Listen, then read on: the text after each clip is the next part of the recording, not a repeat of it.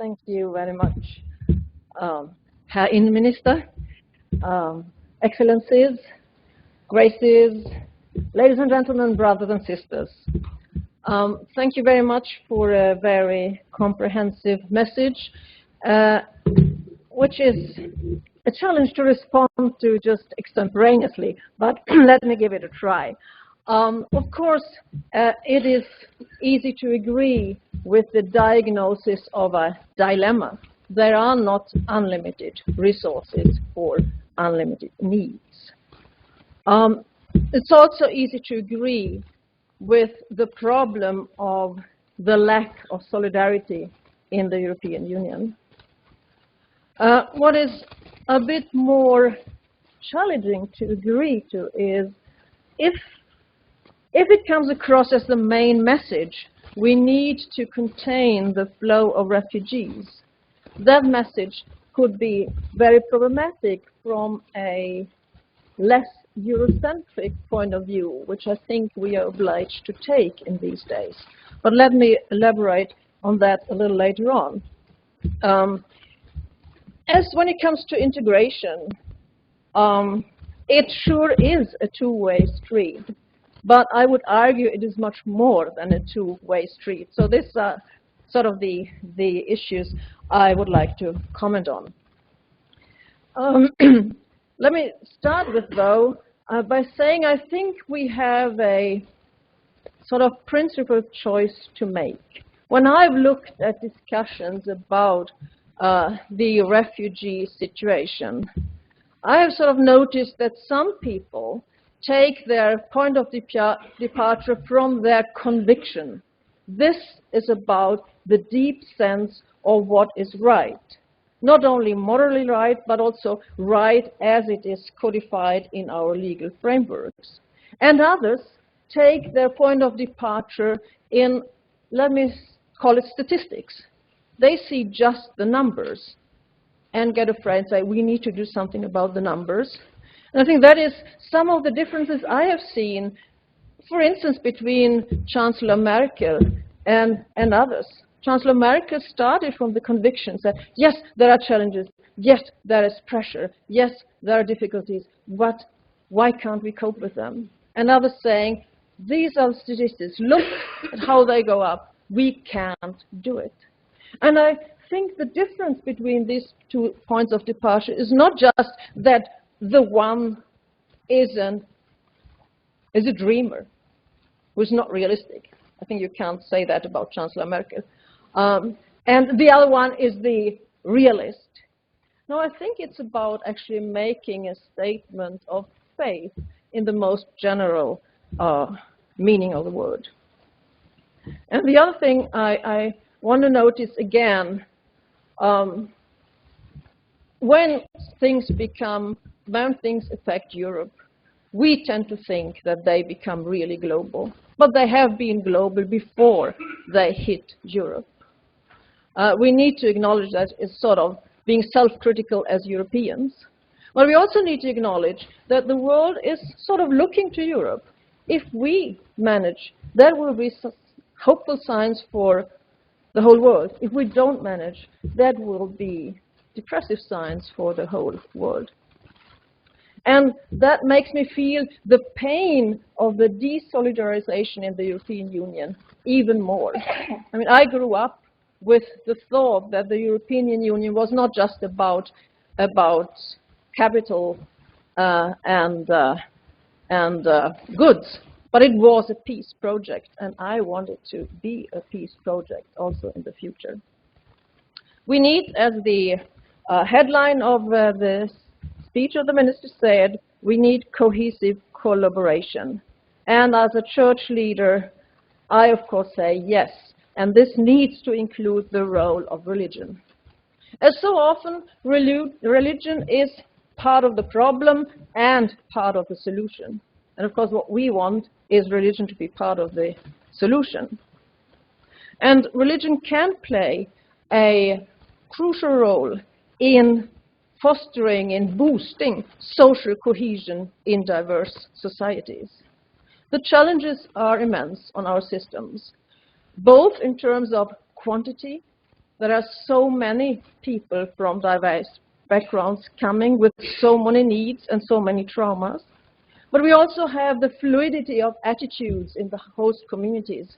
We have the wish to help and to accommodate, and we have this growing resistance. We have invisible borders, both in physical space, sort of invisible ghettos in our societies, but we have also the conceptual borders within the minds of people, and they are even worse. And they are worsened by social media in these days. Social medias create conceptually gated communities where people reinforce their prejudices all over. And we have the illusion that we publicize things on social media. Now, I like social media, just to say that. But still, we think we publicize, but what it leads to is often a bubblification, making people live in bubbles, in their conceptual bubbles, and that is a hindrance that hampers social cohesion in societies. And one of the things we are seeing is an active propaganda of xenophobia and Islamophobia, which is even in these days getting bigger than just xenophobia. And we see an instrumentalization of Christian faith just to legitimize the hate of Islam. And that is an issue we need to talk about in faith communities. We also need to face with faith the fact that we probably will be living in more fragile contexts, with more fragility than we have been used to as a normal state.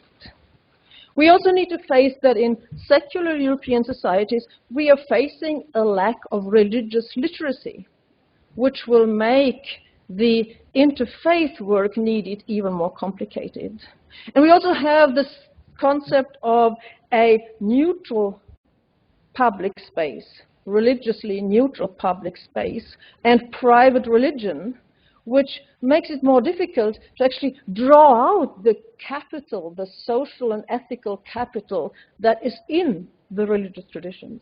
Because most religious traditions are very keen on saying hospitality, mutual hospitality, is a holy duty. And you can get quite some way when it comes to integration by that. Also saying human dignity is based both in this notion of being created in the image of God and reflected in that the people who are coming are subjects with rights. They're not just victims, they're also subjects with rights. And we are reminded of our legal frameworks. We also have in most religious traditions this notion of that you have an obligation as a believer to seek the best of the city where you live, whether you have been living there in the 15th generation or just arrived voluntarily or involuntarily. And there is the urgent call to look at the root causes. Why on earth is it still possible that these streams of weapons and money flow that create all those refugees that we then say, how can we deal with them? When it comes to integration as more than a two-way street, I think in most of our societies we have this idea of having a German or Swedish or whatever core to which we sort of integrate these peripheral communities of strangers, and we try to draw them close to the center.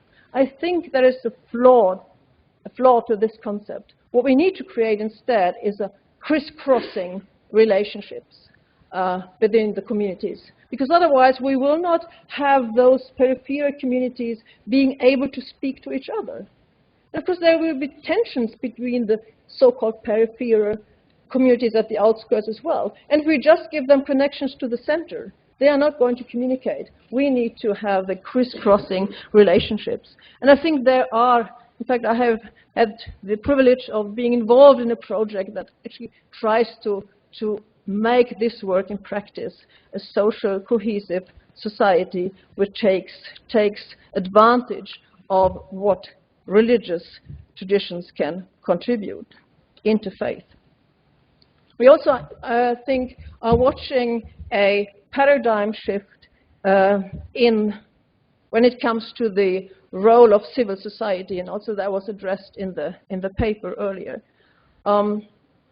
There may be a difference that countries that have a long experience of the good state, as Sweden has, haven't really relied on civil society to be an active partner, whereas maybe countries that have had their experience with the state becoming evil, totalitarian, have a better tradition of actually partnering with civil society. And I think we need to develop that capacity in many countries because civil society often sees a wealth of opportunities that then unfortunately hits the walls of bureaucracy. That's what we are seeing a lot of in Sweden. Civil society having a lot of opportunities, carrying them, and then hitting the walls of bureaucracy. Where fear makes people stick with the rules, and that is not always the best way to go. So I think I need to conclude, don't I? Yes. Subjects with rights is what we need when we meet the stranger.